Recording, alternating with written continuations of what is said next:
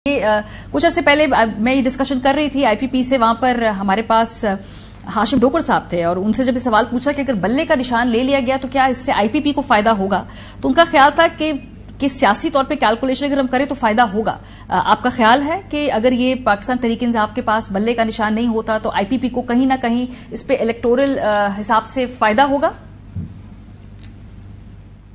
बिस्मिल्लाहिर्रहमानिर्रहीम। मारिया, बहुत शुक्रिया। देखिए, सियासत के अंदर जो है वो किसी के निशान मिलने या छिन जाने से सियासी ग्राउंड के अंदर वो उतार चढ़ाव नहीं होता।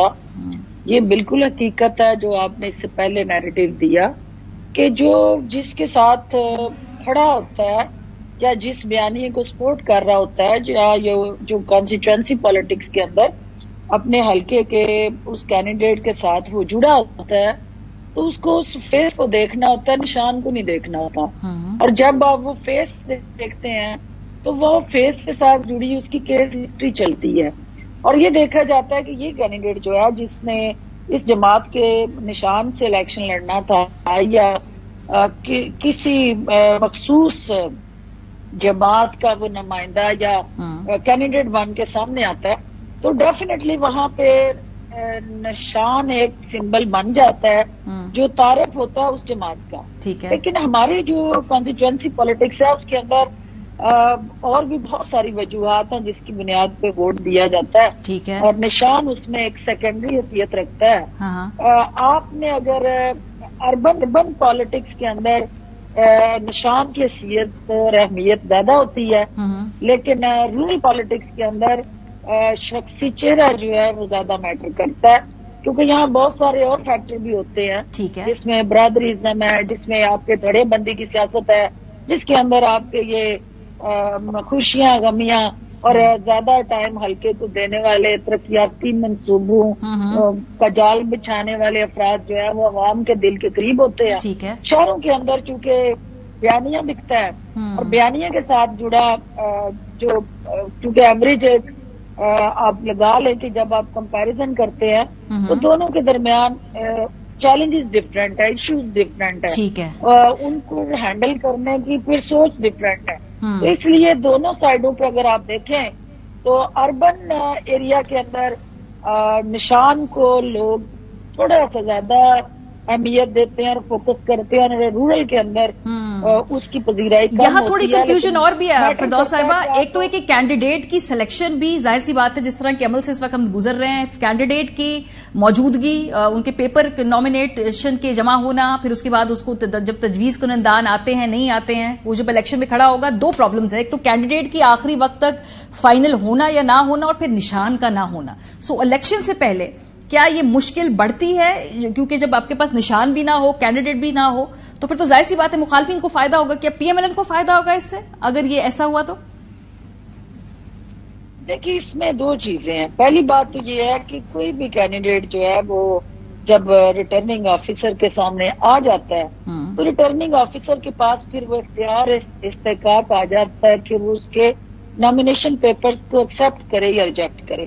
लेकिन उसके चैलेंज करने के लिए बहुत सारे बाईलाज, एसओपीज और थंब रूल्स बनाए गए हैं कि जिसके तहत किसी कैंडिडेट की अहलियत को चैलेंज किया जा सकता है। ठीक है।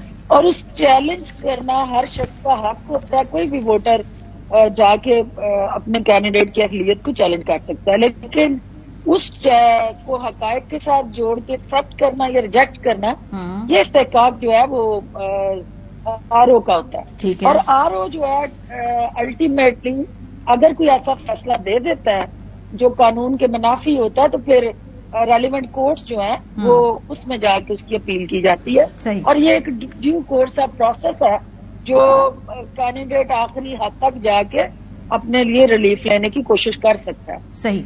ये इंटरेस्टिंग पॉइंट ऑफ व्यू। आपका इसी को थोड़ी बहस को मैं आगे लेके जाऊंगी झगड़ा साहब आपसे, बिकॉज एक तो सबसे पहले ख्याल था कि कल ही जब आप लोगों ने ये फैसला सुना तो आपका की तरफ से मौकफ था कि आज इसको चैलेंज कर दिया जाएगा।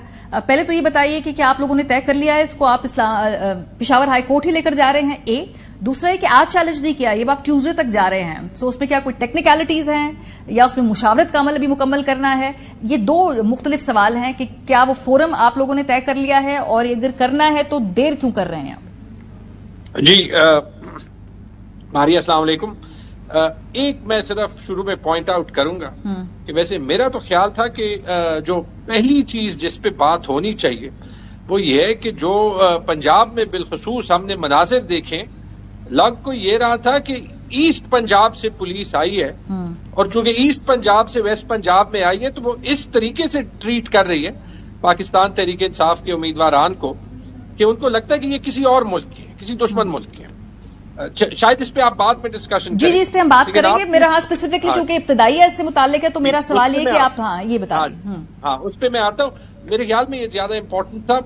بٹ دیکھیں، پہلی چیز بالکل ہم چیلنج کریں گے، ٹیکنیکلٹی ہے اور آئی ایم 90% شور کہ پشاور ہائی کورٹ میں چیلنج ہو رہا ہے. حتمی مجھے نہیں پتا اگر فیصلہ چینج ہوا ہو، لیکن چونکہ الیکشنز پشاور ہائی کورٹ میں ہوئے تھے تو وہاں پہ چیلنج کرنا ہے. اور میرے خیال میں یہ جو دو چیزیں ہوئی ہیں، ایک یہ 175 پارٹیز میں ایکچولی پہلی بار یہ ہوا ہے، پہلی بار اس طریقے سے ہوا ہے کہ جب پیپلز پارٹی کا نشان بدلا گیا تھا یا پھر مسلم لیگ کا نشان بدلا گیا تھا تو ان کو ایز اے پارٹی نشان ملا تھا. اور آپ نے بھی پہلے بڑا اچھا ایک سیگمنٹ کیا تھا جس پہ آپ نے دکھایا تھا کہ پاکستان تحریک انصاف کے اس سے تو بہتر الیکشنز ہوئے ہیں جو باقی پارٹیوں کے ہوئے. تو بیسیکلی یہ جو پری پول انٹیمیڈیٹری ریگنگ آپ اس کو کہہ دیں جو آج ہو رہی ہے، اور اس کے ساتھ جو یہ نشان کا لے جانا، میرے خیال میں ہمیں خوف یہ ہونا چاہیے کہ وہ تو فردوس عاشقبان ابھی بھی بالکل ٹھیک کہہ رہی ہے کہ ووٹر تو میرے خیال میں ابھی بھی پی ٹی آئی کو ہی ووٹ دے گا. لیکن ٹیکنیکلٹیز وائز دیکھیں نا، اب آپ کے لیے مشکل کا انکریز تو ہوئی ہے نا.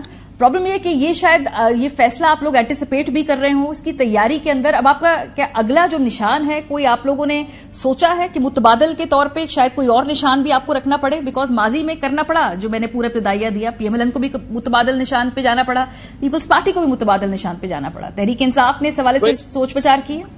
ہاں جی، نہیں سوچ بھی کی ہے اور 2-3 پلانز بھی ہیں، کیونکہ ہمیں افسوس سے کہنا پڑتا ہے کہ پتا تھا کہ یہ ہونا ہے. کیونکہ آپ کو اگر یاد ہے جب 13 ستمبر کو اناؤنس کیا تھا یہ decision election commission of Pakistan نے، تو انہوں نے یہ کنفرم کیا تھا کہ ہمارے 2022 کے الیکشن ہی ٹھیک ہے اور انہوں نے نشان دینا.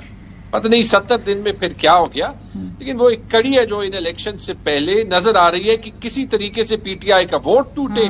پی ٹی آئی کا ووٹ نہیں ٹوٹا تو آج تو میرے خیال میں جو پنجاب میں ہوا وہ تو ویسے یہ ثابت کرتا ہے کہ 18ویں ترمیم واقعی بڑی ضروری ہے.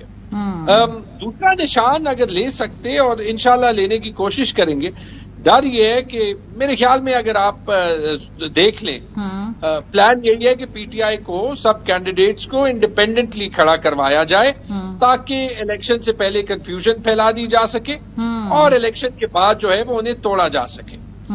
لگتا یہ ہے میرے خیال میں اگر کورٹس میں 10% بھی جو ہے وہ انصاف دینے کی صلاحیت ہو، اور ہمارے کورٹس میں ہے، اور شاید اسی لیے ایمل ولی خان جیسے سیاست دانوں کو بڑے قابل اعتراض بیانات دینے پڑ رہے ہیں کورٹ کو پریشر میں ڈالنے کے. اگر آپ نے وہ سنا ہو تو یہ نشان تو 1-2 دن میں مل جائے گا. اچھا نہ ملے عمران خان الیکشن میں، اور عمران خان الیکشن میں عمران خان کے ووٹرز وہ بیشتر پاکستان ہے، وہ عمران خان کو انشاءاللہ ووٹ دیں گے.